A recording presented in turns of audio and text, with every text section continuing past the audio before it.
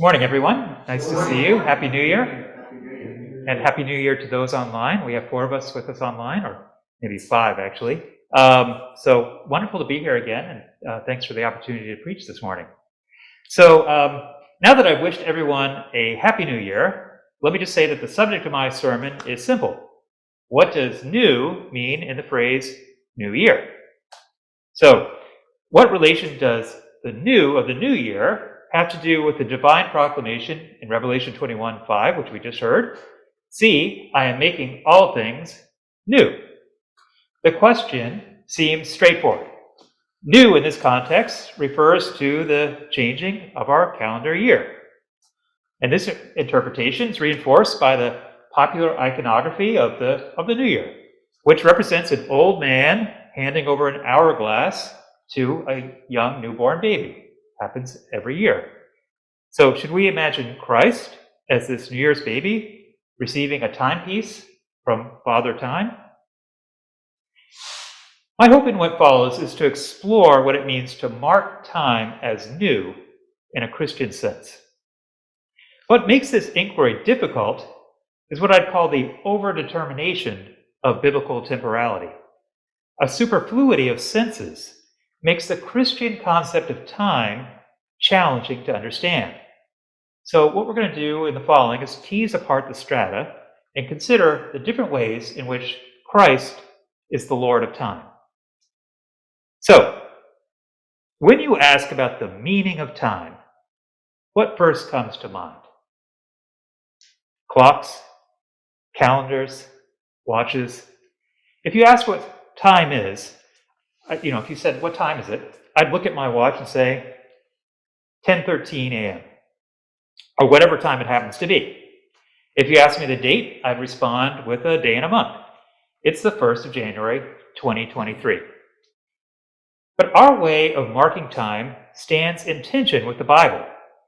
In the biblical reckoning, time follows a different rhythm. The biblical authors followed a lunar calendar and counted hours from dawn to dusk. This way of marking the day is why, for example, Roman Catholics can satisfy the obligation to attend Mass by participating in a visual worship service on a Saturday evening, because that's already the beginning of Sunday.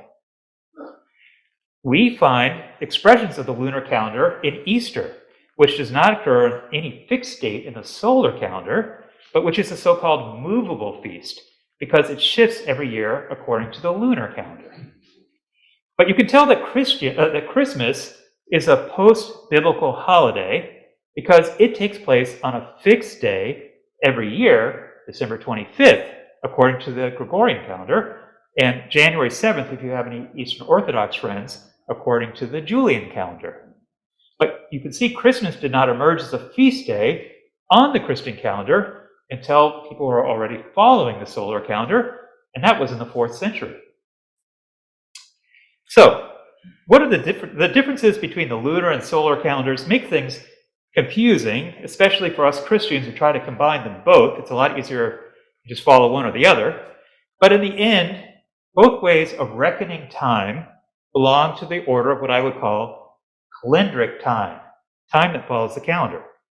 While clocks and calendars undoubtedly are useful as ways of marking events and synchronizing appointments, there are more profound and meaningful ways of measuring duration.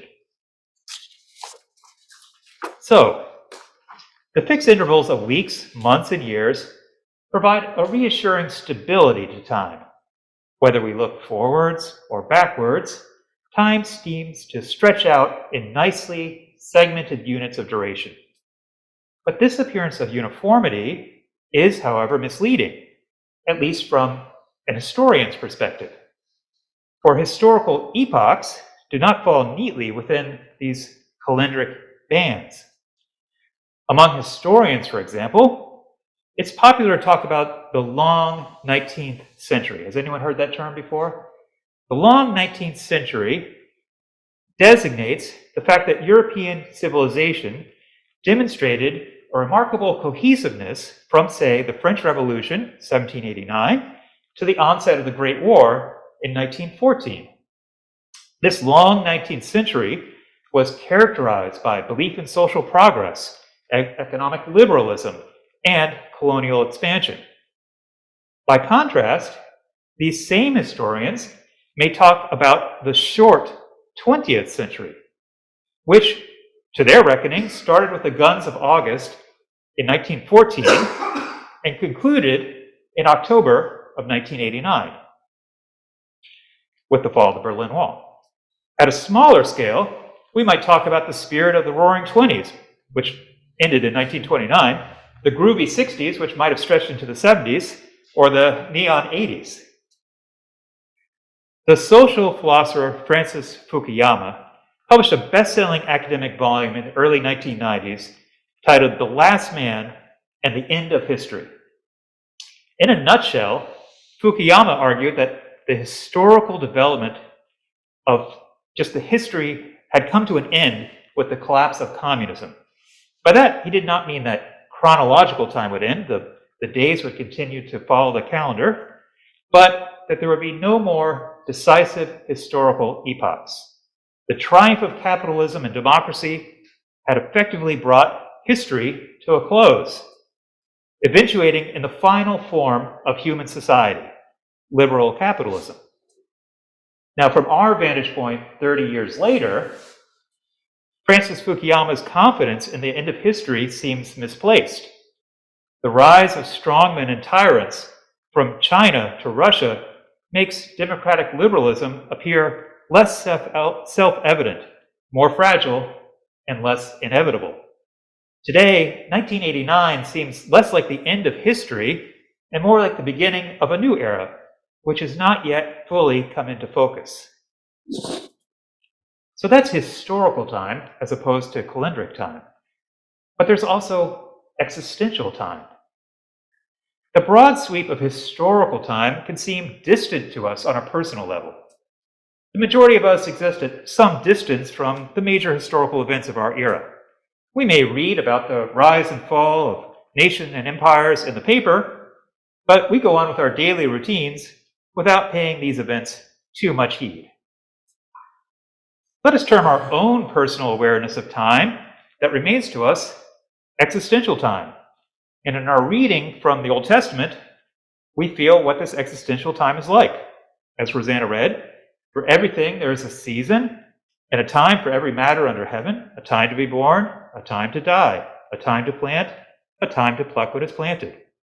Now, if you're familiar with the Byrd's rendering of these verses, you may be prompted to punctuate sotto voce these phrases with turn, turn, turn.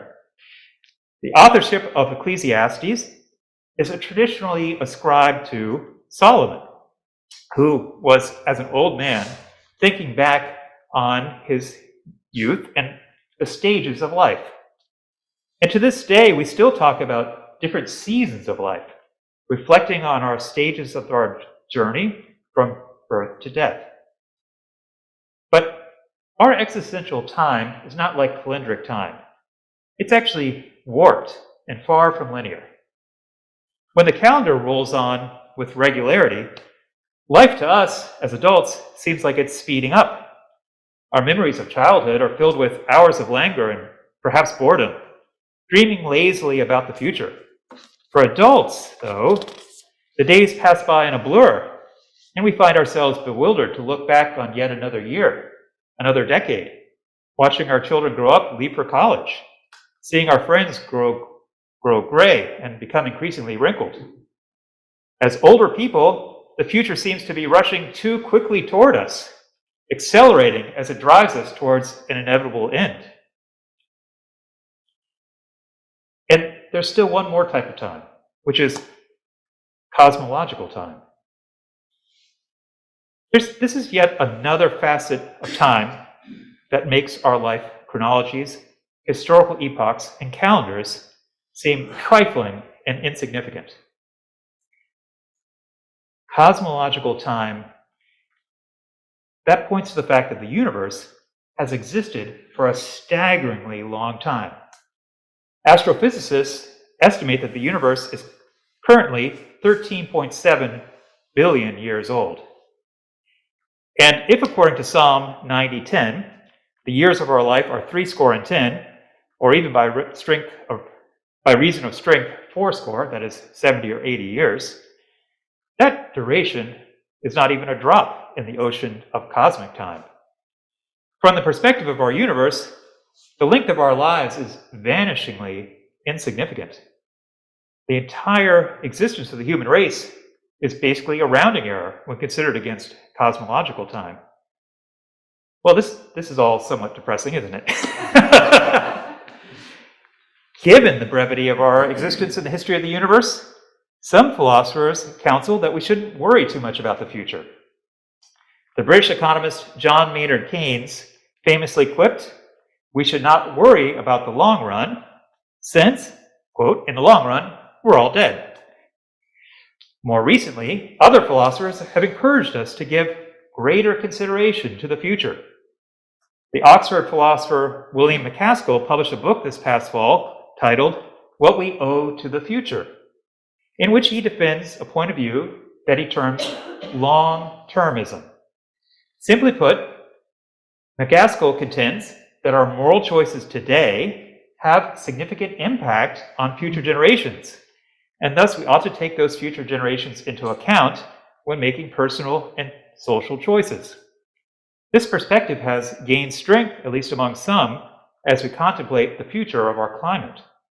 If we act to reduce the change to the climate now, we hope that subsequent generations will be grateful for our efforts. Still, cosmological time dwarfs even the duration of the existence of the Earth, our sun, and our solar system. Our sun has about 5 billion years left, and that may seem like a long time unless you consider that the universe will last approximately 20 to 30 billion years.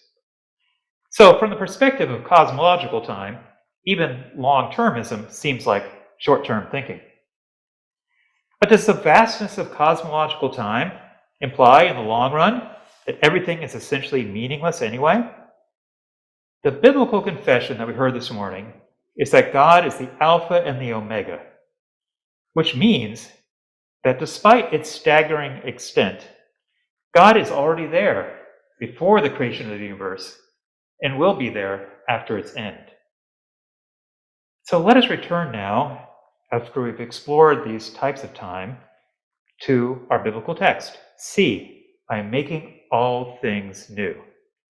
How do we account for newness in each of these different types of time that we've described? As I said at the outset, newness is easiest to describe in calendric form. At midnight last night, we celebrated the advent of a new year. Now, when exactly the new year takes place is a matter of decision. It's up for grabs. Is it when the ball drops in Times Square, or several hours earlier when the clock in Greenwich, England registers 12 a.m.? And television networks, as we know, take advantage of this ambiguity, showing us scenes from chronologically different New Year's celebrations around the globe. In the end, though, it's kind of amazing that the world has evolved to a common recognition of New Year's Eve, a remarkable feat, since not every culture puts as much stock in the Gregorian calendar as we do. Well, what about historical time? As I've said, newness there depends on the alteration of historical epochs. We're now living in the 21st century, but I don't think any of us have a clue how it's going to turn out. We may turn towards futurologists for perspective, but they've not learned to project, or they have learned because of their constantly being wrong, not to project more than a decade or two ahead. So, in that sense, we can only have faith that the Lord is guiding us. What about existential time?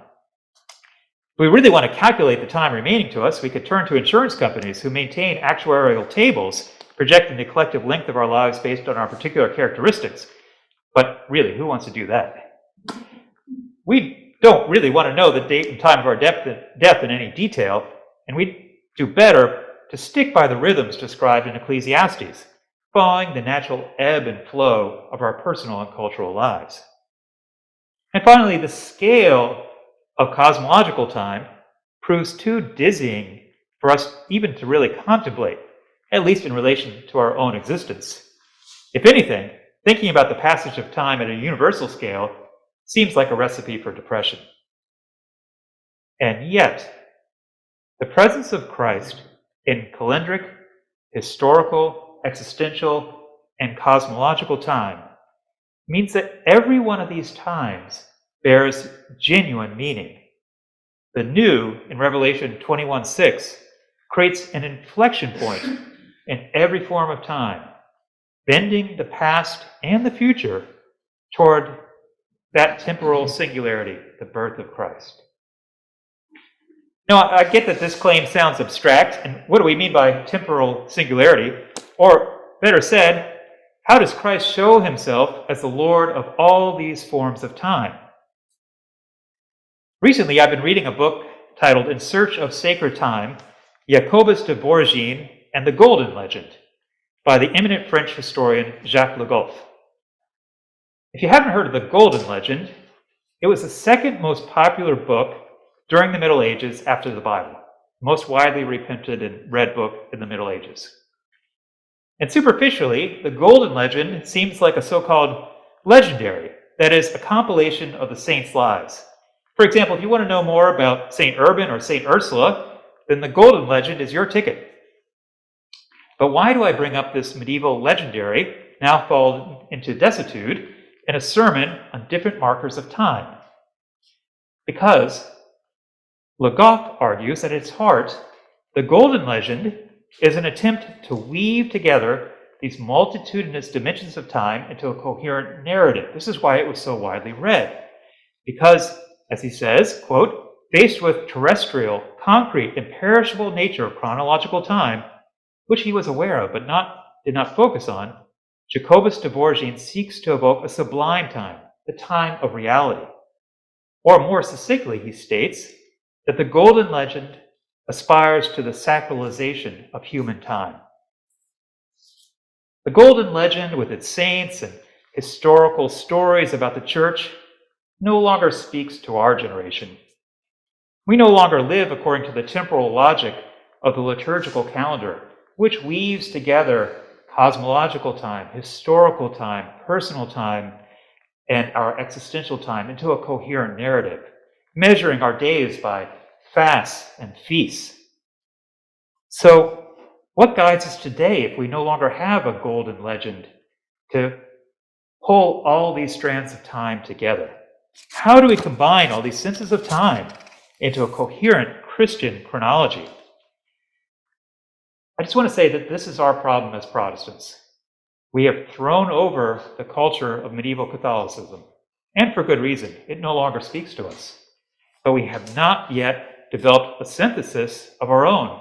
We are still in want of a new interleaving of sacred and secular time. So I wish that I could produce that for you this morning, but what I do want to leave you with is this question. As we enter the new year, think about these forms of time and contemplate what it means to confess that Jesus is the Lord of time, the Alpha and the Omega who makes all things new. Let us find ways to seek together to interlace these different strata of time into some kind of new synthesis that speaks to us. And by coming to church, I hope that we will learn to do that together. In Jesus' name, amen.